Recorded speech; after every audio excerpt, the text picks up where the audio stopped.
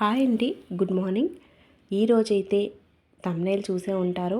మనం వర్క్ ఎక్కువగా ఉన్నప్పుడు స్ట్రెస్ తీసుకోకుండా సింపుల్గా ఎలా సింప్లిఫై చేసుకోవచ్చో చూద్దాము.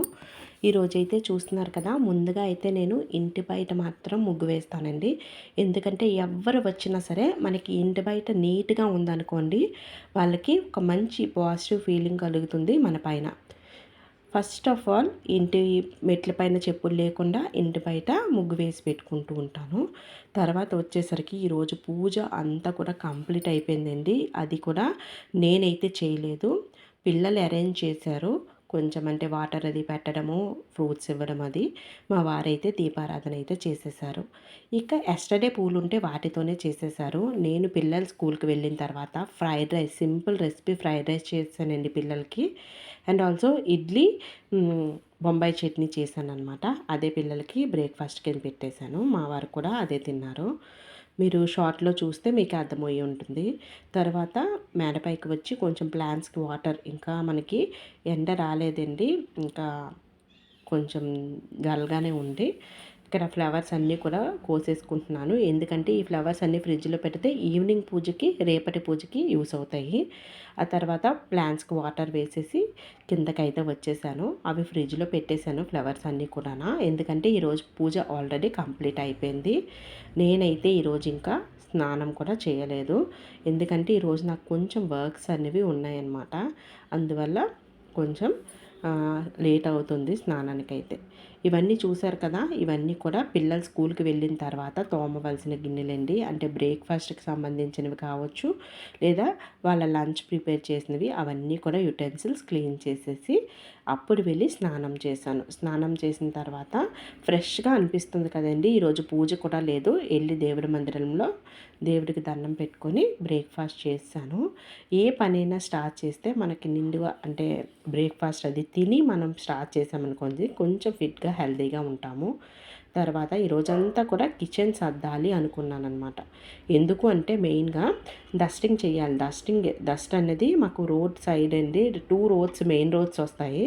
అందువల్ల చాలా విపరీతమైన డస్ట్ ఉంటుంది, కాక్రోచెస్ కూడా ఉంటాయి కదా. అందుకని నేను హిట్ అది స్ప్రే చేస్తూ సెల్ఫ్స్ అన్నీ కూడా క్లీన్ చేశాను కిచెన్లోని. అన్నీ అంటే ఒకే రోజు అన్ని సెల్ఫ్స్ పెట్టుకోనండి, ఒక 3 సెల్ఫ్స్ 4 సెల్ఫ్స్ వరకు క్లీన్ చేశాను అనమాట. ఎప్పుడు కూడా నేను గ్రాసరీ అయిపోయిన వెంటనే ఆ బాటిల్స్ క్లీన్ చేసి గ్రాసరీ అయితే ఫిల్ చేస్తానన్నమాట. అందువల్ల పైన తుడిస్తే సరిపోతుంది. ఇక నెక్స్ట్ వచ్చేసరికి నేనైతే వాయిస్ ఆఫ్ తెలుగు ఉంటుంది కదండి, రానాది, అవైతే వింటూ ఉంటానన్నమాట. అంటే ఎవరితో ఎలా ఉండాలి, మనం పాజిటివ్గా ఉండాలంటే ఏం చేయాలి, ఇటువంటివన్నీ కూడా నాకు ఇంట్రెస్టింగ్గా ఉంటాయి. అవి వింటూ నేను వర్క్ అయితే కంప్లీట్ చేసుకుంటాను. మా ఫ్రెండ్ కూడా ఉంది, ఆ ఫ్రెండ్ తను కూడా యూట్యూబర్ అనమాట. తనతో మాట్లాడుతూ లేదా ఈ వాయిస్ ఆఫ్ తెలుగు వింటూ నేను వర్క్స్ అనేవి కంప్లీట్ చేసుకుంటూ ఉంటానన్నమాట. ఎర్లీ మార్నింగ్ అయితే డివోషనల్ సాంగ్స్ అవి వింటూ వర్క్ని కంప్లీట్ చేసుకుంటాను. మనం ఇండివిజువల్గా సైలెంట్గా వర్క్స్ కంప్లీట్ చేస్తే మనకి పని ఎక్కువగా కనిపిస్తుందండి. ఏదైనా వింటూ కానీ మ్యూజిక్ ప్లే చేస్తూ మనకి ఇష్టమైనవి చేస్తూ మనం చక్కగా వర్క్స్ కంప్లీట్ చేసుకుంటే బాగుంటుంది. అయితే నేనైతే ఎప్పుడు కూడా బ్లూటూత్ అది పెట్టుకొని అవి వింటూ వర్క్స్ కంప్లీట్ చేస్తాను. చూసారు కదా, అన్నపూర్ణాదేవిని కొంచెం చేంజ్ చేయాలి అనుకున్నాను. పీటకే పెయింట్ వేసి గోల్డ్ కలర్ ఫినిషింగ్ అయితే ఇచ్చాను. ఎలా అనిపించిందో కామెంట్ సెక్షన్లో కామెంట్ చేయండి.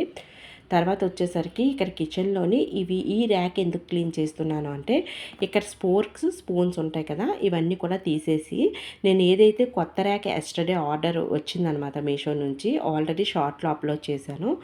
ఆ ర్యాక్లో స్పూన్స్, నైఫ్స్ ఇవన్నీ మనకి ఎక్కువగా యూస్ అవుతాయి కదా, అవి పెట్టుకుందాము. ఇవన్నీ కూడా ఇలా వీనికే అరేంజ్ చేసుకుందాము అనుకున్నాను. ఇలా అరేంజ్ చేశానండి. ఇగో ఈ ర్యాక్ అయితే ఇదే అనమాట. 430 రూపీస్ మీషోలో అయితే బుక్ చేశాను. చాలా బాగా అనిపించింది. మీకు ఎలా అనిపించిందో కామెంట్ సెక్షన్లో కామెంట్ చేయండి. నార్మల్గా అయితే నాకు ర్యాక్స్ అవి నచ్చవండి. అవుట్ సైడ్ ఏవి కూడా, నాకు కిచెన్ చూసిన వాళ్ళకి అర్థమవుతుంది స్టార్టింగ్ నుంచి, అవుట్ సైడ్ ఏవి కూడా పెట్టను అనమాట. కిచెన్ కౌంటర్ టాప్ అంతా కూడా ప్లెయిన్గా ఉంటుందన్నమాట. ఇవన్నీ కొన్ని సామాన్లు అయితే బయటకు తీసేసానండి. అవన్నీ కూడా కిచెన్ అంతా సర్దుతున్నానని చెప్పాను కదా, అన్నెసెసరీ థింగ్స్ అన్నీ కూడా తీసేసి చక్కగా కొన్ని కొన్ని ఐటమ్స్ అంటే మనకు అవసరమైన వాటినే పెట్టుకున్నానమాట. అన్నెసెసరీవి అంటే నా దగ్గర ప్లాస్టిక్ అనేవి ఎక్కువగా ఉండవండి, చాలా తక్కువగా ఉంటాయి. కొన్ని లిడ్స్ ఉంటే కంటైనర్స్ ఉండవు, కంటైనర్స్ ఉంటే లిడ్స్ ఉండవు, కొన్ని వుడెన్స్ గరిటెలు స్పాచ్యులర్స్ ఇవన్నీ కూడా తీసేసాను. నెక్స్ట్ వచ్చేసరికి అలా వర్క్ చేస్తూ నాకైతే టైం 1:00 అయిపోయిందండి. ఇక లంచ్ అయితే ఓన్లీ రైసే ఉంది, ఎందుకంటే పిల్లలకి చెప్పాను కదా ఇడ్లీ బొంబాయి చట్నీ బ్రేక్ఫాస్ట్ పెట్టాను. లంచ్కి వచ్చేసరికి చక్కగా ఫ్రైడ్ రైస్ అయితే చేసి పెట్టేశాను, అన్ని వెజిటేబుల్స్ ఉన్నాయి. ఇక్కడ మా వారికి అయితే టైం అయిపోతుందని చెప్పేసి ఫాస్ట్గా నేను చిక్కుడుకాయలు అదేవిధంగా కాలీఫ్లవర్ కర్రీ అయితే ప్రిపేర్ చేస్తున్నాను. చాలా సింపుల్ నార్మల్ కర్రీ ప్రిపేర్ చేస్తున్నానండి. ఇలా వర్క్స్ ఎప్పుడైతే నాకు ఎక్కువగా ఉంటాయో అటువంటప్పుడు చాలా సింపుల్ రెసిపీస్ ప్రిపేర్ చేస్తాను. ఎందుకంటే రెగ్యులర్గా ఇలాంటివి ఉండవు కదండి, monthly 2 times or 3 times 3 days అంతే, అంతకన్నా ఎక్కువ మనకి ఇలాంటి వర్క్స్ ఉండవు కిచెన్లోని. అటువంటి అప్పుడు మాత్రం సింపుల్గా 1 కర్రీతోనే స్టాప్ చేసేస్తానమాట. పిల్లలకు కూడా సింపుల్ రెసిపీస్ పెడతాను. అండ్ వర్క్ అంతా కూడా కొంచెం సింప్లిఫై చేసుకుంటాను. అంటే కొన్ని వర్క్స్ మా పిల్లలకి అప్పచెప్పడము, బెడ్ని సెట్ చేయడం, అంటే బెడ్ని అరేంజ్ చేయడం కానీ, లేదా పూజ చేసుకోవడం కానీ, ఫ్లవర్స్ తీసుకురావడం కానీ, అలాగే వాటర్ బాటిల్స్ ఫిల్ చేయడము, ఇవన్నీ కూడా కొన్ని కొంచెం సింప్లిఫై చేసుకొని పిల్లలకి అప్పచెప్తాను అనమాట. ఇటువంటివన్నీ కూడా. నెక్స్ట్ వచ్చేసరికి చూస్తున్నారు కదా, ఇక్కడ ఆనియన్స్ ఫ్రై అయిన తర్వాత సింపుల్ కర్రీయే మీ అందరూ వండుకునేలాగే ఉంటుంది. Tomatoes, onions, green chillies fry చేసిన తర్వాత మనం చిక్కుడుకాయలు కాలీఫ్లవర్ వేసి ఫ్రై చేస్తాను. ఇందులో వాటర్ అన్నది లాస్ట్లో వేస్తానండి. కొంచెం మూత పెట్టి సిమ్లో పెట్టి ఒక 15-20 మినిట్స్ వరకు అది అలా సిమ్లోనే మగ్గుతుంది. అలా ఉంటే రెసిపీస్ చాలా టేస్టీగా ఉంటాయన్నమాట. నాకు ఫస్ట్ నుంచి ఇష్టమండి, ఏంటంటే కుకింగ్ అన్నది చాలా ఇష్టం అనమాట నాకు. ఇక ఈ కుకింగ్ చేసిన యుటెన్సిల్స్ ఏవైతే ఉన్నాయో అవన్నీ కూడా క్లీన్ చేసేసుకుంటున్నాను. మా అమ్మమ్మ అయితే చిన్నప్పుడు నాకు తెలిసి బొగ్గు పొయ్యి మీద వండేవారండి. చిన్నగా బొగ్గులు అవి ఉంటాయి కదా, వాటి మీద నేను చాలా చిన్నదాన్ని. అప్పుడైతే 1 అవర్ వరకు వాళ్ళు కుకింగ్ అయితే చేసేవారండి, అంటే స్లోగా చేసేవారు. కర్రీస్ అయితే రెసిపీస్ అయితే చాలా టేస్టీ అనమాట. వాళ్ళు 1 కప్ కర్రీ వండితే ఇంట్లో అందరికీ సరిపోయేలా అనిపించేవి, అంత టేస్టీగా ఉండేవి. ఇప్పుడైతే మనకంత మంచిగా రెసిపీస్ రావనుకోండి, కానీ సాధ్యమైనంత వరకు నేను కూడా లో ఫ్లేమ్ సిమ్లో పెట్టే కుక్ చేస్తాను. అదే పిల్లలకైతే మాత్రం తప్పదు కదా, ఫాస్ట్గా ప్రిపేర్ చేస్తాను. కానీ చూస్తున్నారు కదా, ఇలా లైట్గా అలా కొంచెంగా ఉడికితే లాస్ట్లో కొంచెం వాటర్ వేస్తాను అనమాట. ఇలా బాగుంటుందండి కర్రీ, ట్రై చేయండి. ఇలా కర్రీ అయిన తర్వాత చూసారు కదా, వాటర్ అయితే వేసాను. ఇది కూడా అంతా మగ్గాలి, ఎక్కువ టైమే పడుతుంది. ఇంకా నెక్స్ట్ వచ్చేసరికి ఇలా కిచెన్ అంతా క్లీనింగ్ అయితే అయిపోయిందండి. నెక్స్ట్ వచ్చేసరికి ఇక్కడ నేను అరౌండ్ 2:00 అయిపోయింది. ఇక్కడ నేనైతే ఇల్లంతా ఒకసారి నీట్గా క్లీన్ చేసేసుకొని మోప్ అయితే పెట్టుకుంటున్నాను.